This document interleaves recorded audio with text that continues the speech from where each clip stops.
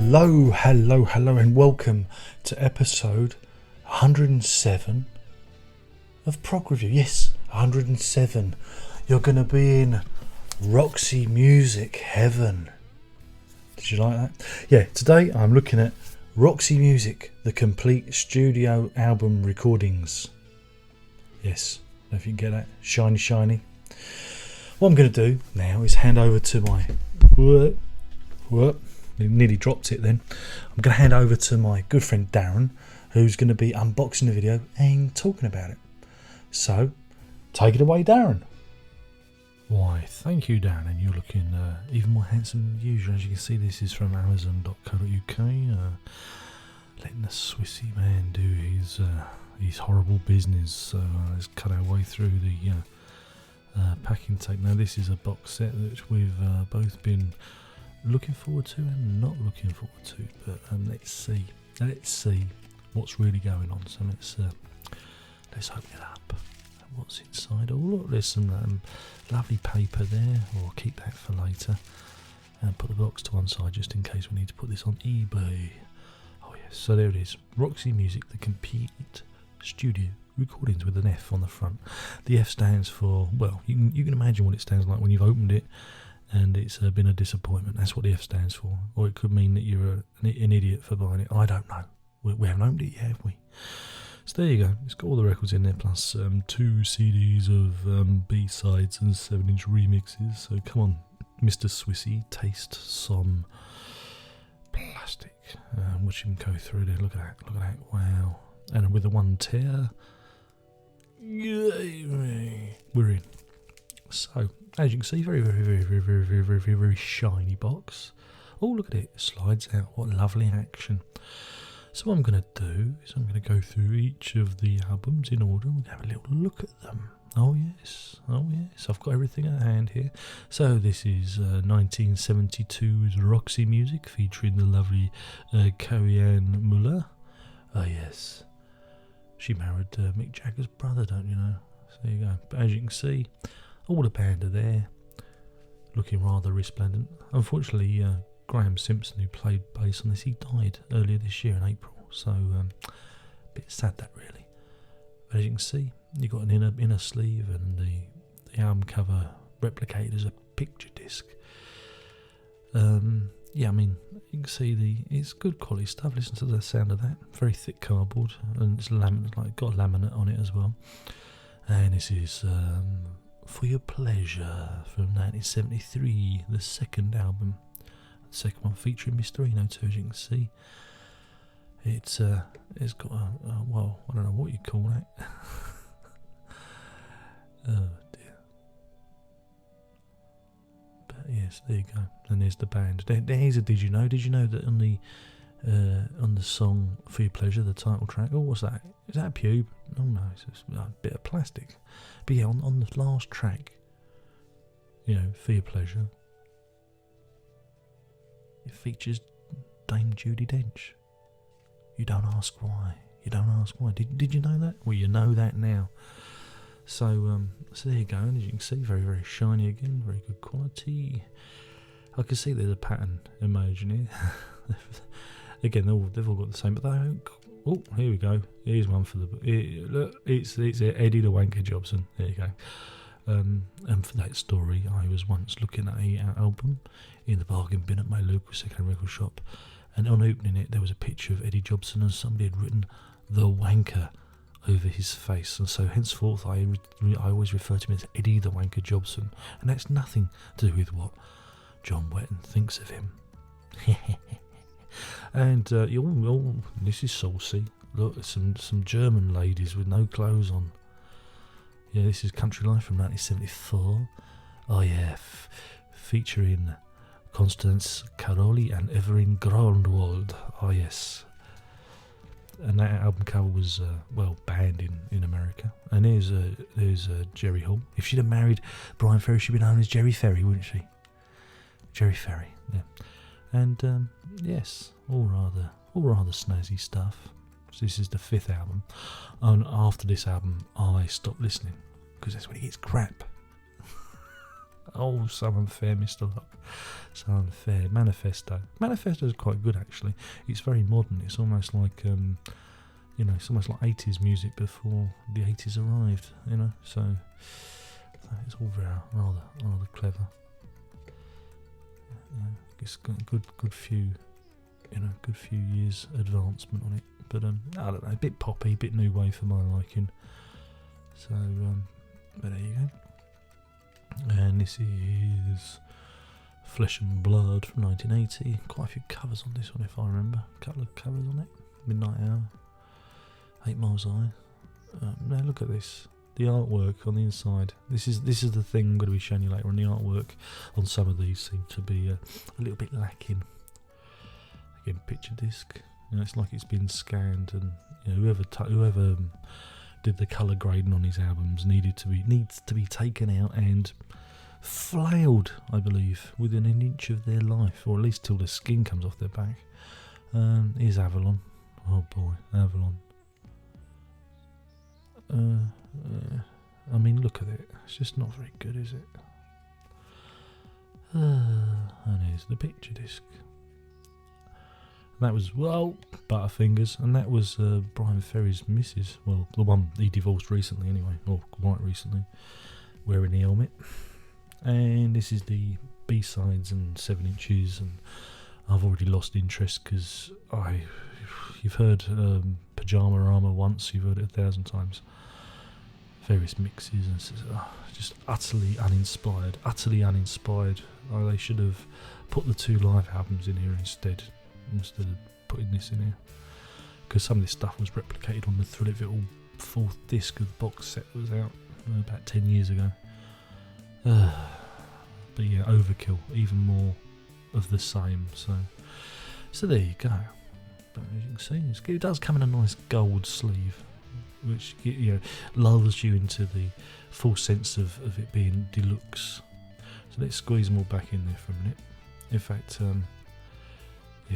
oh god, oh my goodness me, what is he trying to do? That boy just can't get the staff these days. There we go. So that's the box set, but what I'm going to do is I'm going to take you back in time 10 years to the previous reissues, and these were done like I said. Oh, he's done it again, guys. Lay off the vodka, man. And even lunchtime. Yeah, it's HD whatever that is, and it was remastered by Bob Ludwig in Portland, Maine. Oh yeah. And these were released in the late 90s, like I said, 99. So I'm just going to show you the difference. And I'm going to go through this. Look, as you can see, it does look like she's been in a tanning booth. And all the colours look absolutely correct. You see? And you get a nice little black sleeve there. And a very tasteful pink label there. See, it replicates the Pink Island label, which it was released back in the day. Oh yes. So have a look at these side by side. You see, one of them is sensible, and the other one is absolutely fucking garish. I know blue eyeshadow was big in the 70s, but she just looks like Coco the fucking clown. And like I said, they really overdid it. The original album sleeve was kind of washed out. It was meant to look like the 50s, and whoever colour graded it thought, hey, I know, I'll make it look like the 70s, and it just looks appalling. Also, the scanning looks wrong. There's some detail lost. So there you go, back to back, completely different. I mean, Brian Ferry looks like he's been, on the sunbed. That don't look right. But anyway, so what I'm going to do is I'm going to go through all these albums, because I'm a completist, whore who has these mini finals. Someone else will get some use out of them. But we're going to show you the subtle differences. Come on, Darren, what are you doing? I can even fiddle around. What's he up to? But yeah, I'm going to show you what's good and what's bad about both sets, because some's good, this is it. Then anyway, this is for your pleasure. As you can see, it looks more like the album sleeve than the reissue, and there's the band. Now let's have a look at the new reissue. As you can see, the panther on the front, you can't actually see it in the new one. It's completely, whereas you can actually see its outline. And again, whoever did the colour grading got the contrast completely fucking wrong. And you see Brian there. It's do you see what You see what's wrong with it? Can you see? And it's the same with the inside artwork. They look like Roxy music, whereas the new one, the guitar's completely different colour. So I would love to know who was responsible for this. Maybe they were completely colourblind. On to Stranded. This could take some time, You might want to put the kettle on and come back. So there's Stranded. There's the inner. And it looks alright. But look, on the other one, in fact, the other one's better because you get more of the album. It's not been cropped as closely as the 1999 version. This is where, it gets better. And also, there's more detail in the new version there is in the old version. They've scanned it better, and the colours are more vivid. And it's the same with the inner sleeve. It looks just slightly better. Do you see what I mean? There? So, some are good and some are bad. There's no consistency. So let's move on to the next one. There we go. And this is Country Life. Again, this is the old one. The new version, the skin tones are better. Look, she looks a bit, looks a bit anemic on that one. And, but you can't actually, so you can't, But anyway, you're getting the gist of it. But also with this one, look, you get a little inner bag with the lyrics on, which is pretty cool. In case you wanted to sing along, and you don't get that in the new version. Also, it's not a gatefold, whereas the new version they've turned it into a gatefold as well. So there we go. Now we've just got to get hold of Siren. Russell. This is what they want. Dear. Anyway, you talk amongst yourselves. Here we go. So this is Siren, and this is the new version. Again, this is a close run one. They both look kind of the same, but it's when you come to the back, you can see that the older version is slightly more detailed. It's got a better resolution scan than the new version. You see the cross hatching on their diagrams. Look, as you can see, it's completely faded, and there you go. So just a black sleeve on that one. So you can see where the differences are. Right, let's move on to oh no, here's a special bonus disc. This is Roxy Music's Viva Roxy Music. This is their live album. It's quite good actually. And they even did this as a mini vinyl, but they could have put these in the new box set. As you can see, and it's pretty authentic, isn't it? See, black in a bag, absolutely authentic, and really good as well. So now we'll get to Manifesto. I wish he'd bloody pull his finger out. I really do. Here we go. As you see, there's Manifesto. It's got a certain sharpness about it. And it's got a pink inner sleeve with the lyrics, West Side and East Side. So again, replicates the original album. Let's have a look at the new edition. As you can see, it's just not, they've not scanned it well. It just looks like a lower resolution scan, and as you can see, the colours are off. They made it red rather than a slightly pinky red, and it's the same with the back as well. So there you go. Oh, you're going to thank me for this one day. You really are. Who else goes to this fucking trouble, eh? Anyway, so this is Flesh and Blood. Now, this is one I'd actually had an issue with on first perusal.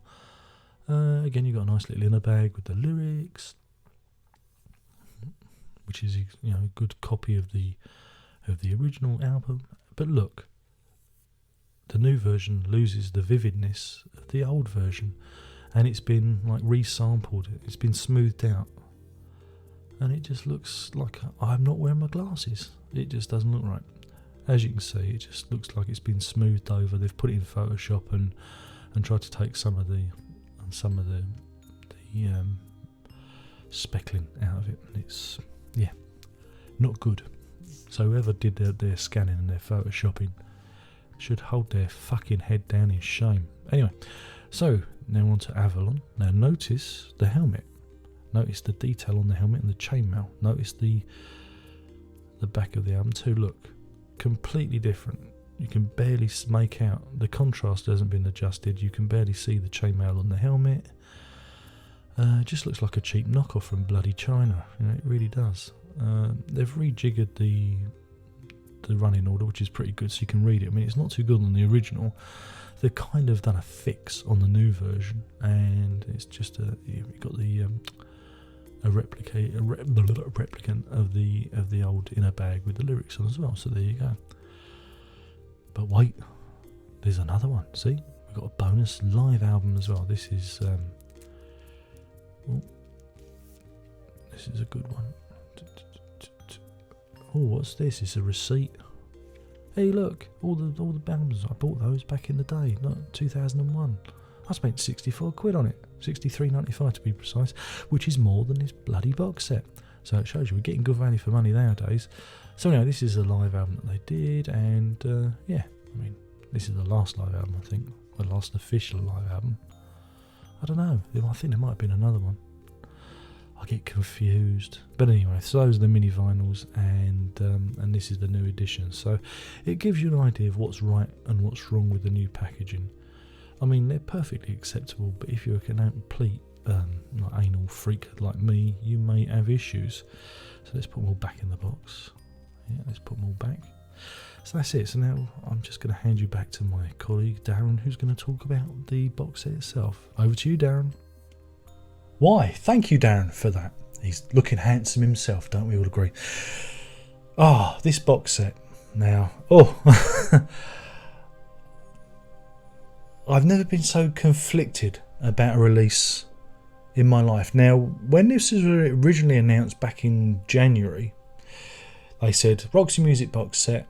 It was going to be studio recordings, and they were going to do something with DVD audio. They were going to be like accompanying DVD audios with every album, so you could listen to high quality mixes of the album.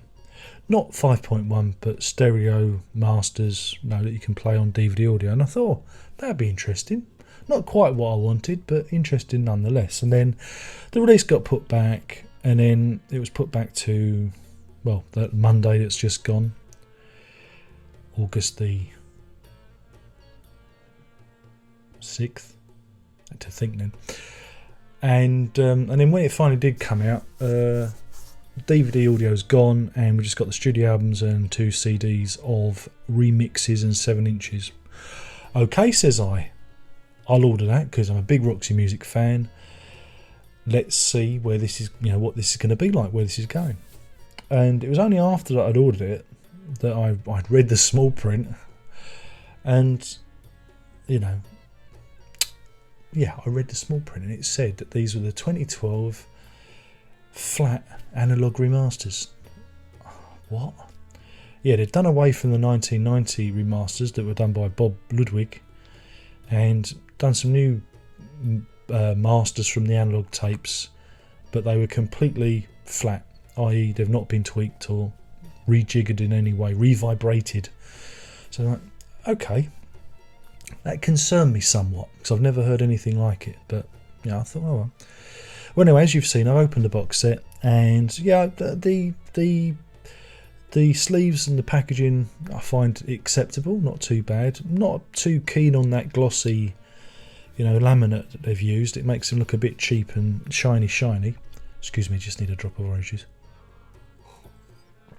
So I wasn't too keen on that, and I was a big fan of the 1999 remasters, which came in these, mini sleeves, and were more, I believe, more authentic to the actual LP versions. So I thought, okay, we'll give that a go. Not too much, I wasn't too worried about the packaging. I thought it was okay, for this box set. I thought it was still represented good value for money. I thought, well, I'm going to give them a listen because this new flat remastering process. Let's give this a go, and yeah, they're flat. Now, there's nothing wrong with them, but there's something wrong with them because they lack a certain dynamic punch. Now, if they'd have been put onto vinyl, and this was a lovely vinyl box set, 2012 repressing, from the original analog master tapes, it would be perfect. It would sound absolutely perfect. But what we've got here is a band that's saying, we don't care about the CD generation. We don't care about what you're used to. We're going to take you back to the 70s, and you're going to listen to the albums how we had to listen to them. And that's what it sounds like. Everything sounds a bit boxy, a bit small. You know, it lacks a certain punch. And, you know, it's very strange. The Bob Ludwig remasters, I think, are really good. He doesn't go over the top. You know, everything's got a bit more punch to it. You know, as I always say, it's got a sizzle. You know, the new ones lack sizzle, and I like a bit of sizzle in my sausage. Who doesn't?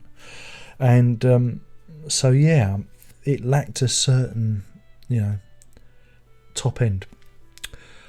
But that's not to say it's all bad, because some of the songs, the quieter ones, the ballads, the piano-led stuff, they sound nice. They sound authentic, got a certain roundness to them. But the more punchier songs, where there's, you know, you've got more drums and, you know, more cymbals in, just sound, you know, like I've got cotton wool in my ears. They lack that edge. Of course, hearing subjective. Some people will probably say the Bob Ludwig remasters are too abrasive and that these ones are perfect. And I'm confused. This is it. It's left me confused, because I can see why, you know, I can see why I like some of it, and I can see why I don't like some of it. It's the same with the packaging. Whoever did the colour grading on this needs their eyes examined. They must be colourblind, because they've gone crazy with it. Some of the scanning of the artwork has been fudged. It lacks detail. You know, I don't know what they've tried to do. Whereas the 1999 remasters were more authentic, and I think more care was taken with them. Whereas these new ones, I don't know what to think. They must have the artwork around. I just don't know what to think. And that's the thing about the box set. I know it's like 40 years, that's what it celebrates, 1972, 2012 now. It's I can see why they've done that, but email. And also, you don't get a booklet. There's no reference material. It would be nice if there was an essay in there, or some pictures of the band, or an essay, or something, just to give you a little bit of extra value. You just get the albums. And I'm not a big fan of the 7 inches and the 12 inches. A lot of that stuff was released on the Thrill It All box set. They say, unreleased material. Yeah, there are some 12-inch cuts and that, but who cares? It's just really not, it's of no interest to me. And it might have been better if they'd just put the 2 live albums in as well, you know, just so you've got everything. And maybe snuck a DVD in as well, so everyone, you know. But hey, maybe I'm just being crazy there. So yeah, I mean, I've got this box set that I kind of like, and I kind of don't like. And I don't know what to do about it. I don't know what rating to give it. That's my problem. And yeah, I'm stumped. I mean, it represents really good value. I mean, I think, I'm going to quote the Amazon price, but by the time you've watched this, it's probably gone up or gone down, or God knows what. But I think I got it for £52 something. I don't know. So that does represent good value for what you get. I think, you know, 50 nicker, you get the whole, you know, Roxy Music back catalogue. But this whole flat mastering thing, I don't know what to make of it, especially in the advent of CD and everyone's going for high-end audio quality. You know, I don't know what to think. I really don't. So when it comes to a rating, I might rate this 2 ways.